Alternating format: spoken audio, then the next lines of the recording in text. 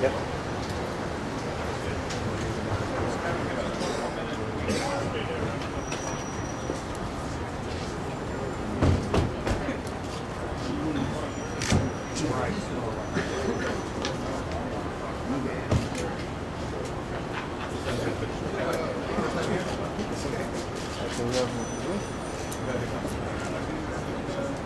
Well, let me start by saying good evening, and I'm Mayor, so thrilled. step up to the mic. I'm Thank just you. thrilled that I have a chance to stand here with Reverend Flake. I know everybody wants to ask Reverend about the AME Church and what his constituents are going to be doing this weekend. I'm sure most of you will be going to services there and some of the other churches. Do you want to say something? I think today we see that those who are part of the city council have spoken, and I think they represent the interest of the majority of the people of this city. It's good for New York to be able to see, given the kind of positive leadership that we've had under this mayor, give him an opportunity to run and let the people make their decision when we get to the election. And I think it's appropriate that they do it. I couldn't say it better myself. Go ahead, Mike. Mayor, they're spending 5 more years with us. Yes, Mike. I'm looking forward to spending 13 months more for sure. That's what I've been elected to do. I think we're going to have some very tough times. We all know that. As I was driving down here, there were a lot of stores that we started to see empty for, let's say, outside. This economy is slowing down. It's going to hurt New York, and that's what I'm going to focus on. I'm pleased that this majority of the city council voted to give the public a bigger choice, more people to select from. Anybody that wanted to run before can continue to run. I plan to run, but I don't plan to start campaigning now. I'm going to start tomorrow morning working with all the members of the city council, every single one of them, all 51 of them. We're going to have to work together to take this city through some very tough times. And that's what we're going to focus on for a while. And then, when you get closer to the November a year from now, that's the time for a campaign, and everybody will have their opportunity to make their case. And I'll try to make mine as to why the public should give me another 4 years. But all they've really done is given the public more choice. And I thought you saw democracy played out. There were plenty of people who were pro, plenty of people who were con. Everybody had their opportunity to express themselves. I even heard some of them express themselves as I walked out of City Hall today. And this is good for me. How do you account for the bitterness? What do you say to the many New Yorkers who support you and think you've done a great job, but wish they'd had a chance to vote in a referendum on the term limits? Well, I think if you look back, I had not really thought about running for a third term until it was very late in the process when the economy really started coming apart. And then I started thinking, we're going to have some very tough times, and I hope that I know what to do to take us through those times. I've been all my life preparing for this. I've had the opportunity of being in office for 7 years now, working with the city council, and I wanted the opportunity to do so. It was too late for a referendum, and I thought the city council showed great wisdom in turning down the amendment, which would have had a special election in February. That would have been tied up in the courts. It would have been chaos in this city.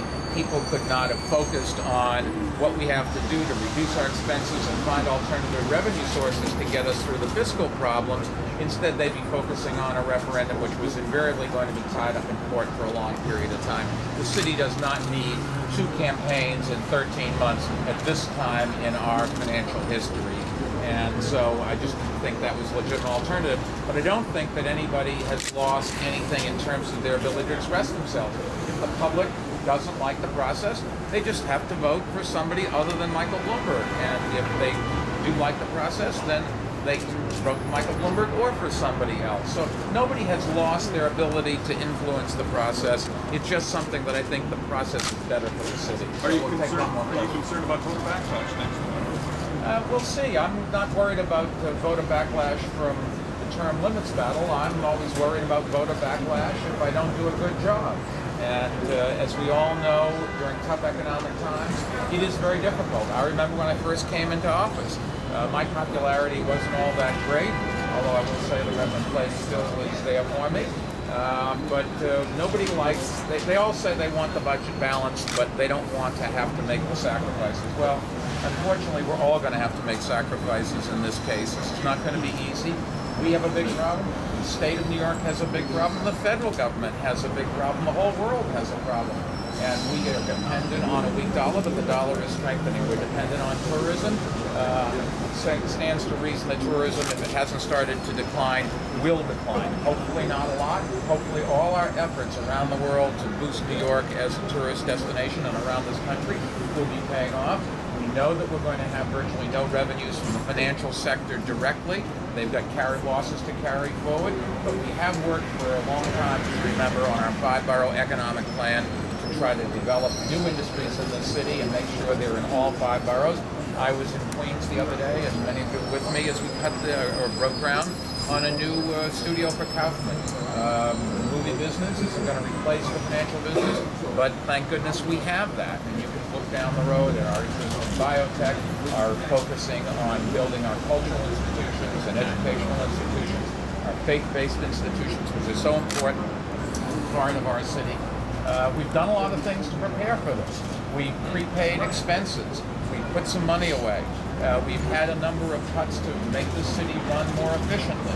But nobody ever expected this kind of meltdown, and we're going to have to deal with it. We're going to have to deal with it by everybody working together. We'll take one more question, because I have to give a speech and go to another event. This was a tough vote for a lot of members of the city council. Are you concerned that they could get voted out as a result of the vote that you brought to them? In the end, I think that the public will take a look at each of them, and whether they voted for or against, say they voted their conscience, and people in the end respect people that do that. I obviously wanted them to vote the way I thought should come out, but let me tell you, the first thing I'm going to do Monday morning is start working with those that voted the other ways, because we are all in it together, and while we may disagree on one problem, we're going to work together on another one. This is a continuing process. I think Speaker Quinn did a great job of giving all of her members the opportunity to express themselves, and she handled herself and showed she is a true leader, and together we're going to work together. The city, I just called Chris a few minutes ago to say thank you. I think she did a great job, but I think you can look at all of the members of the city council and say that they did a great job. They all expressed themselves. They all were willing. I talked to a lot of them. They had intelligent questions as why it was good, why it was bad, why they should vote this way, why they should vote that way. Nobody got pressured other than it was a difficult decision, as you point out, for everyone, and that did put pressure on them. Take one last question. Just a quick question. When you heard the vote today, what went through you? Well, I heard the vote while I was interviewing judges, if the truth be known, and I was lucky enough today to interview some candidates that are already judges, and they were great. I had a smile on my face. There was also a little bit of twinge of, oh my goodness, I hope I know what I'm doing here. We're going to have some very tough times. Anybody that thinks that this is a cakewalk to get reelected, or to get us through the next year, or to get us through the years after that is sadly mistaken. It is going to be some very tough times, and I hope that I have the opportunity to do it. I love challenges. I'm a workaholic. I think I might tonight, after my next event, I might have a nice glass of red wine. There's no reason not to do that. My question for the dean is: Do you feel wounded at all by some of the tough things that were said during the course of this campaign? I mean, I'll tell you what Schwarzenegger said. I always like this. You can use this in a sermon, and I can give Arnold Schwarzenegger the credit.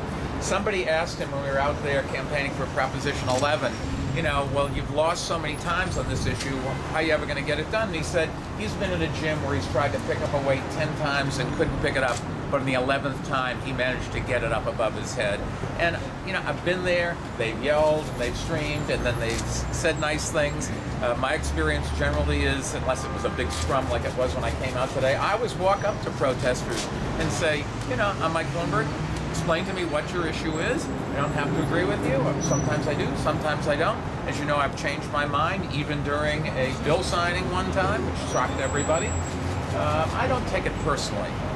You always rather have people cheer you than boo you, but it's part of the democratic process, and if it really bothered me, I'd be in the wrong business.